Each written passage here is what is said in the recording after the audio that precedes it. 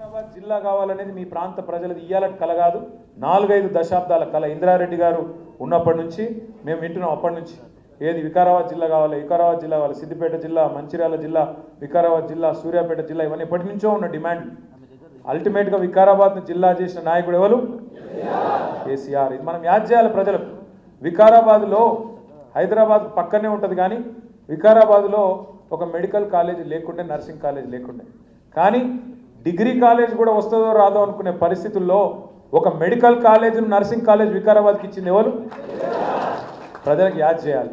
పాలమూరు రంగారెడ్డి ఎత్తిపోతల పథకం మరి దగ్గర 90% పూర్తయింది.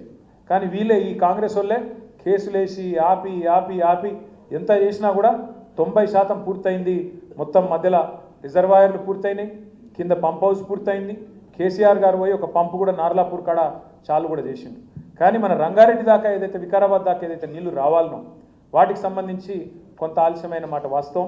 తప్పకుండా దాన్ని కూడా మళ్ళా మన ప్రభుత్వం వచ్చినాకనే మళ్ళీ నీళ్ళు వస్తాయి వికారాబాద్కి. ఇది కూడా ఖచ్చితంగా గ్రామాల్లో మనం చెప్పాలి. కాంగ్రెస్ వాళ్ళు ఏ పనులు చేస్తారో మీకు తెలుసు, నాకు తెలుసు. ఏం పనులు చేస్తారు? కమిషన్లు వచ్చే పనులే చేస్తాడు. అందుకే మొన్న మా చెల్లె మంచిగా అన్నది, కేసీఆర్ నువ్వు కట్టలేకుండా నడువు అన్నాడు రేవంత్ రెడ్డి. కేసీఆర్ నువ్వు కట్టలేకుండా నడువు అన్నాడు. అంటే ఒక చెల్లె అన్నది, కేసీఆర్ కట్టలేకుండా మా నడుస్తాడు, కానీ నువ్వు కమిషన్ లేకుండా ప్రభుత్వం నడుపురా నాయన అని చెప్పి. ఇవాళ రేవంత్ రెడ్డి ప్రభుత్వం అంటే ఏంటంటే మొత్తం ఒకటే పనులు ఉన్నారు మంత్రులు. ఎవరి దుకాణం వాళ్ళు తెరిచిర్రు, ఇక దొరికిందే దంచుడే దంచుడు. అది ఒక్కటే స్కీమ్ నడుస్తుంది. రాష్ట్రంలో రియల్ ఎస్టేట్ మొత్తం నాశనం చేసిండు. కరెక్టా కాదా? పక్కనా? లేకపోతే మీరు బాగా రియల్ ఎస్టేట్ వికారాబాద్ పెట్టుకొని మీకు దిష్టి కొడుతుందని చెప్పి ఏమైనా తప్పు చెప్తుర్రా? రియల్ ఎస్టేట్ రంగారెడ్డిలో, వికారాబాద్లో, మేడ్చల్లనే కాదు, మా సిరిసిల్లలో కూడా డామ్ అన్నది. రియల్ ఎస్టేట్ అంటే చాలా మంది ఏమనుకుంటారంటే పెద్ద పెద్ద భూములు ఉన్న ఆసాంలే లాభపడతారేమో అనుకుంటారు. కాదు, ఒక్కొక్క ఊళ్ళే 100ల మంది పిల్లలు ఉన్నారు రియల్ ఎస్టేట్ మీద ఆధారపడి బతికే పిల్లలు. వాళ్ళందరూ పొట్టగొట్టిండి ఇవాళ రేవంత్ రెడ్డి. వాళ్ళు కూడా మంట మీదే ఉన్నారు, రైతులు మంట మీదే ఉన్నారు, ఈ రియల్ ఎస్టేట్ పిల్లలు మంట మీదే ఉన్నారు.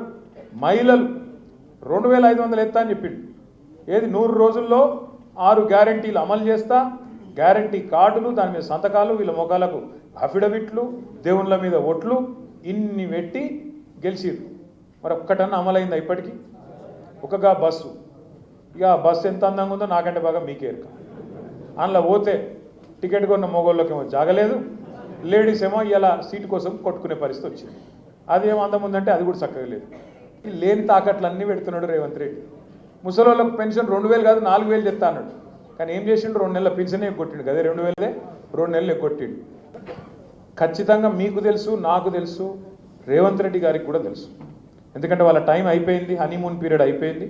ఇక మళ్ళీ లేవది పార్టీ అనేది అర్థమైంది. రేవంత్ రెడ్డి పుణ్యానం ఇంకొక 15 ఏళ్ళు కాంగ్రెస్ మాత్రం మళ్ళా తెలంగాణలో ఓట్లు అడిగే పరిస్థితి కూడా లేదు అనే మాట కూడా తెలుసు. కానీ మనందరం అట్లా అని చెప్పి ఎక్కడోళ్ళం అక్కడ మళ్ళా గెలిచిపోయినామని ఇంట్లో వండుకుంటే మళ్ళీ ఇప్పటి లెక్క మోసం జరుగుతుంది. ప్రజల్లో మనకు అనుకూలమైన వాతావరణం ఉంది.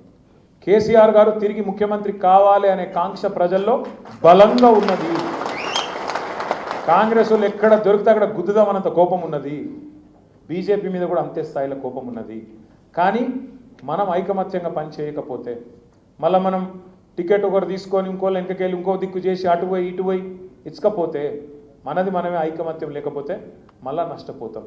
ఇప్పుడు ఇంకెక్కువ ఐక్యత ప్రదర్శించాల్సిన అవసరం ఉన్నది, గట్టిగా కొట్లాడాల్సిన అవసరం ఉంది.